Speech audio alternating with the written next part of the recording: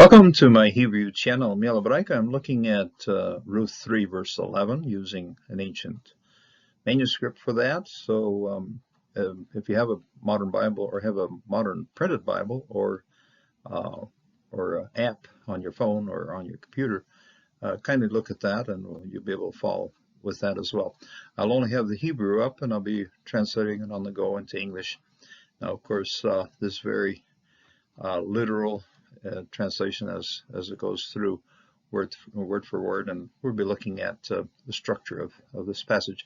This verse has a very key role or title for Ruth in this particular in the entire book, and it's one of the reasons why the Jewish the Tanakh, the Jewish version of the scriptures of the Old Testament, place it in this part of it, places it right beside Proverbs. In other words, there's a strong relationship between Proverbs 31 verse 10 and our passage here. So this is where we see the connection, and it also connects to the New Testament. All of the women mentioned in the genealogy of Matthew have some contact or some relationship with what happens here and also in Proverbs 31. So stay connected and we'll put it all together. I consider the scriptures as a large interconnected entity with things connecting with each other, and this one, of course, does have some really good connections with what happens in the rest of Scripture and even what happens to us today. So we'll stay on board with the study, and we'll get to something very interesting. And 3 verse 11 begins right about here. We have a siluk sof pasuk. The last three words we see here are from 3 verse 10. Dal ve'im ashir. This is thin and or rich or fat. So that's bachurim. Those are the young men, and that's Boaz says very clearly to Ruth, it's a good thing you haven't gone after those guys. So they're handsome, they're young, and so forth. And some of them are poor and some of them are rich. But it's a good thing you haven't gone in that direction. So verse 10 ends then here with Siluk Sof Pasuk, and we begin verse 11. Ve ata, and then now. And incidentally, ata is very easy to confuse with at. Ayin tau or aleph tau are very easy to confuse, but context here and also the ayin, of course, tells us that this is and now. Okay, and now, biti, my daughter. This has been used a lot already, 34th time out on this use, my daughter. Both Naomi and Boaz have used it before, use it again here. Al, and the al tirei, do not fear.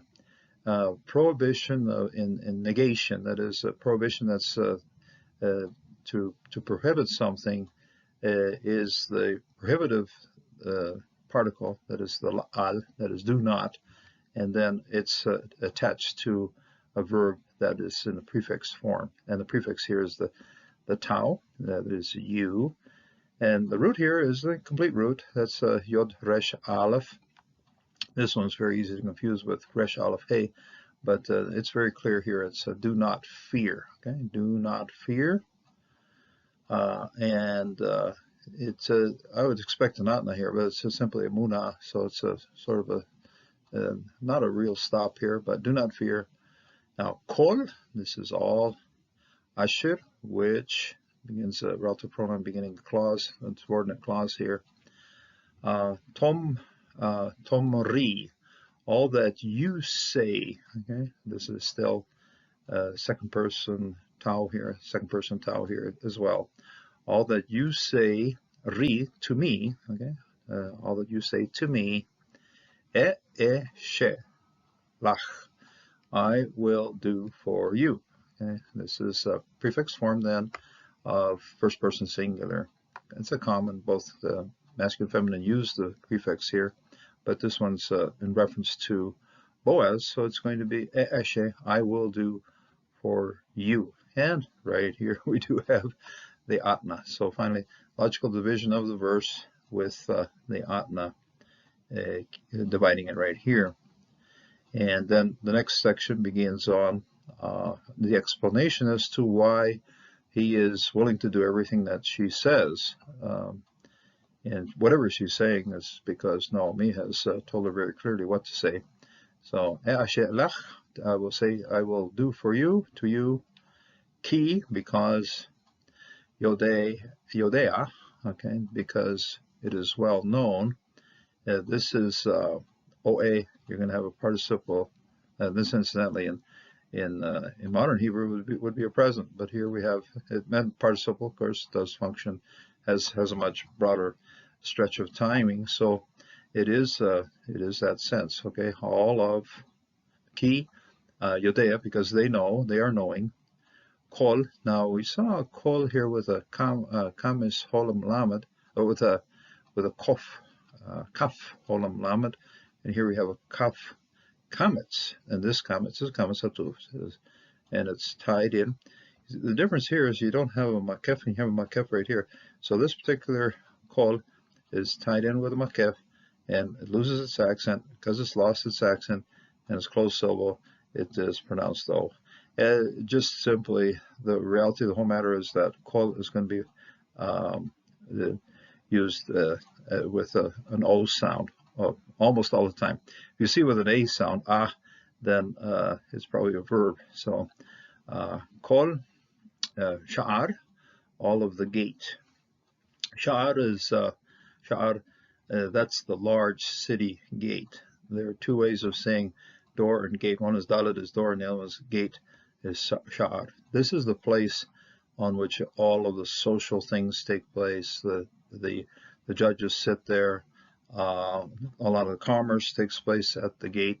It's the social center, or the social activity of the city at the city gate. So kol sha'ar, ami, of my people. They all know. So this incidentally is the subject of this verb happens to be sha'ar, but what it's actually saying is all the people who are at the gate know.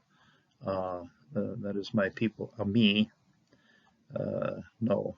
All of the gate of my people, ami, this is my people, ki, that, okay, ki.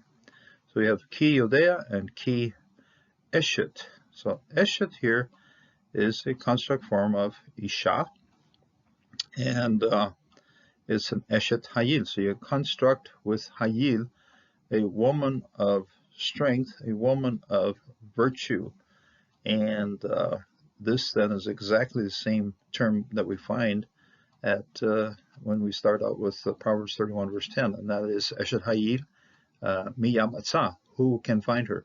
That's Proverbs 31 verse 10. This one is eshet hayil here. You are at, and this at is a second person feminine independent pronoun. You are eshet hayil. Now, we've seen hayil before in our story at the start of chapter 2, because when Boaz is introduced, he's introduced as Gibor, Ish Gibor Hayil. Okay, so those three titles are tied together and ends up with a Hayil. Boaz is a Hayil. Now, some of those translations will say, oh, he's rich, or he's influential, or he's powerful. But if we keep the sense of how Hayil is used here and how it's used there, we would be better off saying a worthy person, a person of honor, a person who keeps his word, and a person who is active in service to the Lord. So that is Ish Gibor Hayil, and that's Eshet Hayil.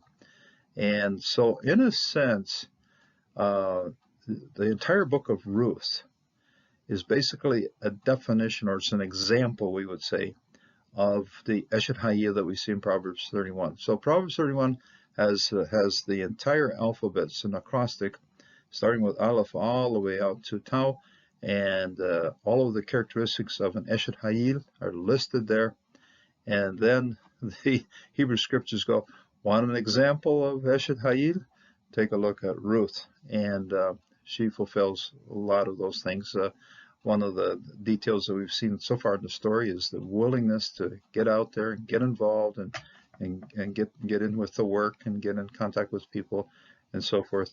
A terrific example also of someone who is willing to do great service. So this Ruth then is very much an example of Eshet Hayil. This is the thing that Boaz is mentioning here. It's not just his personal opinion. It is the opinion of Shar Ami. Okay, all of the people who are at the gate, everybody who has seen what is happening there, recognize Ruth as an Eshet Hayil.